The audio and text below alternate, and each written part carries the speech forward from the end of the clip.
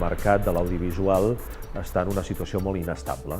Inestable perquè estan havent-hi grans canvis i aquests grans canvis encara no estan donant lloc a unes noves normes de treball, a unes noves regles de negoci que puguin estabilitzar l'activitat industrial de l'audiovisual.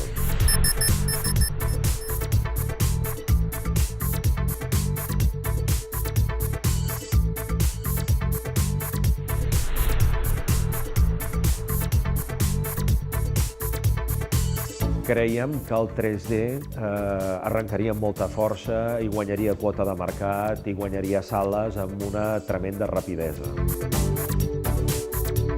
Estem en una crisi econòmica que ha frenat a molts exhibidors a fer la seva reconversió del cine en un cine 3D perquè els implica una despesa de 150.000 euros.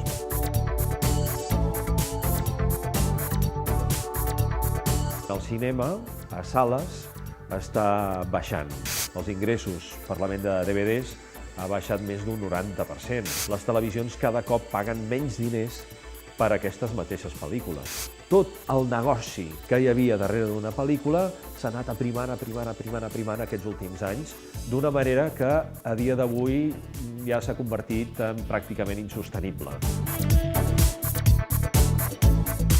Actualment, dels públics i els consumidors, només volem que ens ho mirin i els que paguen són els que volen que algú vegi el nostre.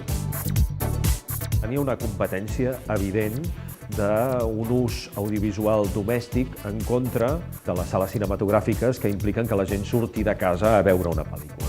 Evidentment, els hàbits de consum estan canviant moltíssim, en el món audiovisual també, i de fet s'ha parlat aquí, per exemple, amb l'Spotify i amb la música, o amb d'altres, no?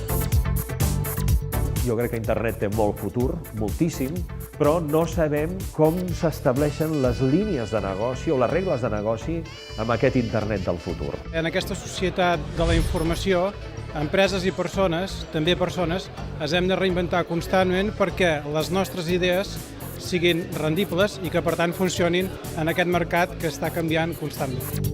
El que sí que se sap d'internet, amb tota seguretat, és que la gent no li agrada pagar. Crec que ens hem de dedicar més a mirar com solucionar els problemes, com innovar i com fer viables els nostres models de negoci, tot i que els temps canviïn i la tecnologia evolucioni ràpidament. Hi ha moltes oportunitats de cara a futur, però cal entendre totes les claus del que està passant avui en dia. Internet, les noves tecnologies, s'ha d'aprofitar molt per poder tirar endavant i per poder, amb curiositat, imaginació i creativitat, portar projectes interessants.